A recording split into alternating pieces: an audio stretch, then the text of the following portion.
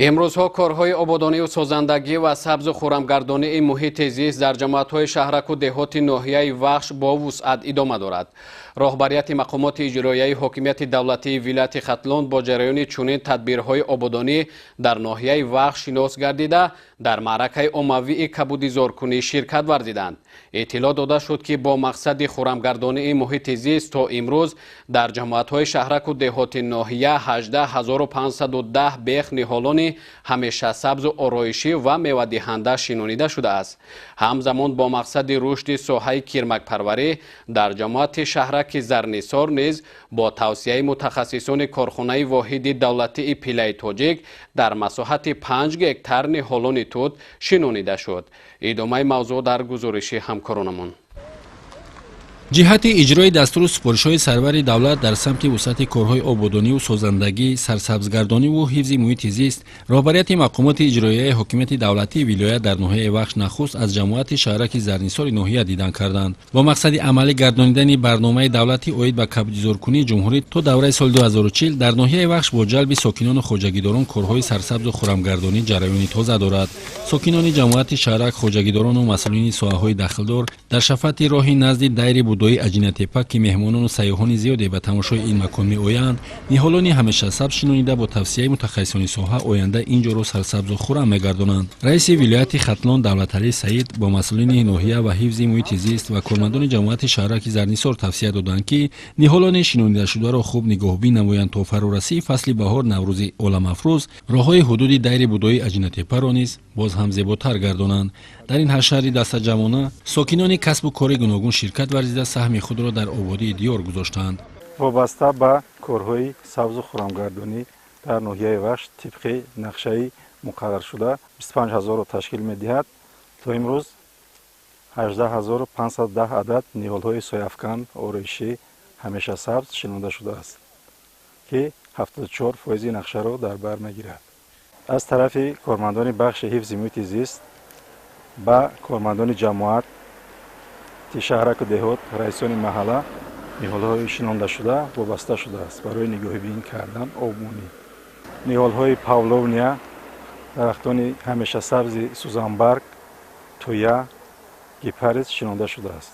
طبق نقشه امروز در جماعت شهرک کیروف 500 عدد درختان همیشه سبز سوزنبرگ و در مساحت 5 هکتار درختان توت شناخته می شود. با مقصد منفعت آور بودن ساحه کرمک پروری در ولایت ختلان کارهای نظررس به انجام رسانیده می شود. طبق اطلاع در شهر و ناحیه‌های ولایت قطعه‌های علاهیده برای پرورش نهالان توت جدا گردیده، خواجگیداران نوهای سنجیده شده را پرورش کرده ایستادند. در جماعت شهرک زرنیسار ناحیه وخش حدود 5 هکتار زمینی آماده کرده کشاورزان برای پرورش توتزار موافق مصلحت متخصصان ساحه با فراگیری نزدیک 30000 نهالان توت در آینده نزدیک در رشد کرمک پروری موقع معین گذاشته. با اطلاع مسئولین ساحه این روند در دیگر شهر و ناحیه‌های ولایت نیز جریان دارد. در توتزار آماده کرده خواجگیداران رئیس ولایت ختلان دولتعلی سعید و مسئولین کارخانه پیله تاجیک، مسئولین ناحیه و کارمندان بخش حفظ محیط زیست نهال شنانیده بهر سرسبز نگاه داشتن نهالان به خواجگیداران دستور و توصیه‌های سودمند دادند. در اینجا همچنین مسئولین به حاضرین جهت استفاده با ثمر زمین گرفتن حاصل فراوان با استفاده از تجربه کشاورزان سابقه دار، سرسبز و خرم نگاه داشتن طبیعت، حفظ محیط زیست و آمادگی کشاورزان و کشت و کار بهاری صحبت صحرایی انجام دادند. در ادامه سفر کاری رئیس ولایت ختلان دولتعلی سعید همچون از حدود تل و تپه‌های جماعتی دهاتی مشعل که همه ساله در اینجا خروج ملخ مراکشی به نظر می رسد دیدن کردند. طبق اطلاع 60000 هکتار زمین این موضع چراگاه بوده از خروج ملخ مراکشی ضرر می بینند.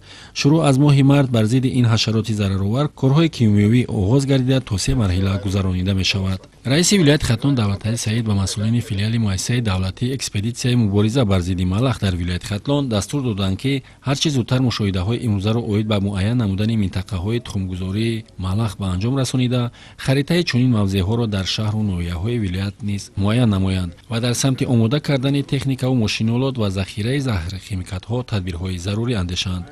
در جماعت دهات مشعل ناحیه وخش همچنین رئیس ولایت در مسابقه فوتبال با اصول ناحیه به ناحیه اشتراک و با جوانان و ساکنان صحبت صمیمی انجام دادند. گفته شد که ورزش قاصد صلح است و هر نفری که به ورزش مشغول می شود حیاتی سالم دارد و اندیشه بیدار. дастгириҳои ҳукумати ҷумҳурии тоҷикистон дар самти рушди варзиш бахусус футбол беназир аст. дар вилояти Хатлон ҳам соли 2024 барои рушди соҳаи варзиш 170 миллион сомонӣ аз ҳисоби бюҷети маҳаллӣ ҷудо гардида, аз ин 47 миллион сомонӣ ба рушди футбол равона гардидааст. дар вохӯрӣ таъкид гардид ки мусобиқаи футбол дар варзишгоҳи ноҳия баргузор карда шавад, то ки мухлисон озодона қувваозмоии дастаҳоро тамошо кунанд.